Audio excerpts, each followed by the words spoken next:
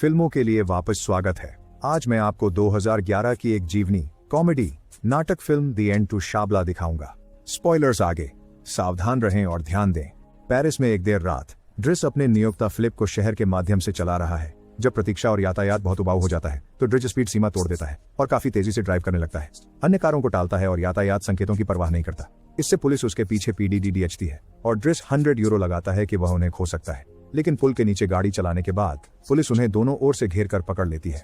हालांकि ड्रिस बहुत चिंतित नहीं लगते हैं और इस बार वह 200 यूरो का दाम लगाते हैं कि वह उन्हें एक एस्कॉर्ट मिल सकता है। पुलिस वाले उसे कार से बाहर निकालते हैं और वह तब प्रवृत्ति करना शुरू करता है। अपमानित होकर व्यवहार करता है और उन्हें बताता है कि फिलिप चल नहीं सकता और वह उसे अस्पताल ले जा रहा था। अधिकारी इसका प्रमाण पाते हैं जब वे ट्रक में व्हील चेयर पाते हैं और जब वे फिलिप के पास जाते हैं तो वे उसे आकस्मिक रूप से हिलते हुए देखते हैं, जो भी एक क्रिया है। चूंकि यह एक आपातकालीन स्थिति है, इसलिए पुलिस ड्रेस को स्पीड सीमा तोड़ने के लिए क्षमा करती है और उन्हें अस्पताल के लिए उनके रास्ते के रूप में स्वयं की पेशकश करती है। दाम जीतने की खुशी मनाने के लिए ड्रूस द्वारा धरती, हवा और आग के सितंबर का अनुष्ठान किया जाता है और जब वे अपने गंतव्य पर पहुंचते हैं तो वह पुलिस के चले जाने के तुरंत बाद फिलिप के साथ धूम्रपान साझा करता है। ड्रेस वादा करता है कि वह इसे संभाल लेगा और उन्हें ठीक उस समय चला जाता है जब अस्पताल के कर्मचारी उन्हें ढूंढ सकते थे।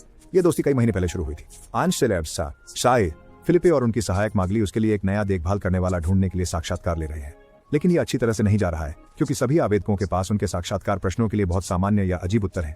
लेकिन वे अचानक चौंक जाते हैं जब ड्रेस तूफान की तरह अंदर चला आता है। उसे परवाह नहीं होती कि अभी उसकी बारी नहीं है, क्योंकि उसे केवल कुछ पत्र हस्ताक्षर कराने की जरूरत है जिसमें कहा गया है कि वे उसे नौकरी नहीं देंगे ताकि वह बेरोजगारी भत्ता प्राप्त कर सके।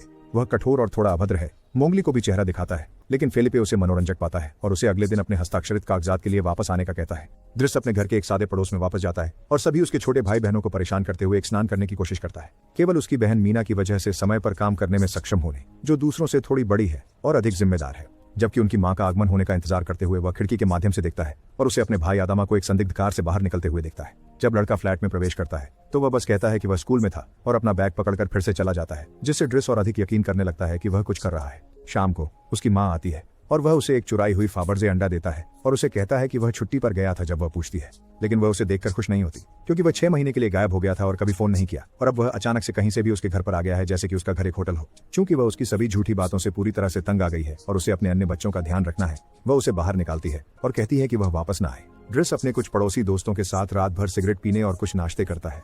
अगले दिन ड्रेस अपने कागजात के लिए फिलिप के घर वापस जाता है और उसे घर की देखभाल करने वाली युवन द्वारा स्वागत किया जाता है, जो उसे जगह के चारों ओर ले जाती है और उसे फिलिप की दैनिक दिनचर्या के बारे में बताती है। वो उसे अपनी रूटीन भी दिखाती है। वो उसे उस कमरे में भी दिखाती है जहां वो अपने लिए अपना स्वयं का बाथरूम पाएगा। ब्रूस नहाने के बाद बाल्टब को देखने से रोक नहीं सकते, जिससे उन्हें फिलिप के पास ले जाया जाता है, जो साइन की गई कागजात की पेशकश करता है, लेकिन साथ ही एक नौकरी का अवसर भी देता है। ड्रेस 1 महीने की परीक्षणावधि स्वीकार करता है और फिलिप उसे बताते हैं कि उन्होंने शर्त लगाई है कि वह 2 सप्ताह नहीं टिकेगा।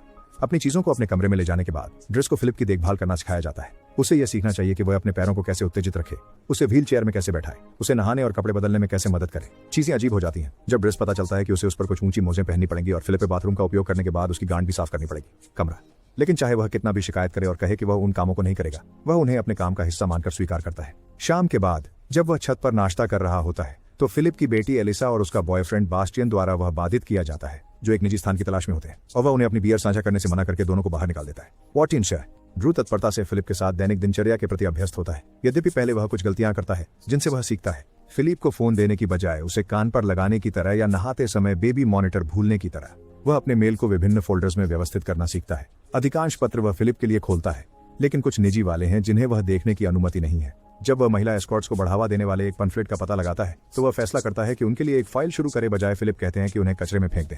यह सब काम नहीं है इस नई जिंदगी में। ड्रेस फिर भी अच्छा समय बिताने का ध्यान रखता है। वो मगली पर लगातार प्रहार करने का प्रयास करता रहता है, जो कोई लाभ नहीं होता है, और कभी कभी बिस्तर में उसके साथ जुड़ने के लिए एस्कॉर्ट्स को बुलाता है। एक सुबह जब इवोन उसके कमरे में उसे देरी के लिए डांटने के लिए आती है तो वह उसके बैग में कुछ खतरनाक हथियारों को ढूंढती है, लेकिन वह अभी उन पर टिप्पणी नहीं करती।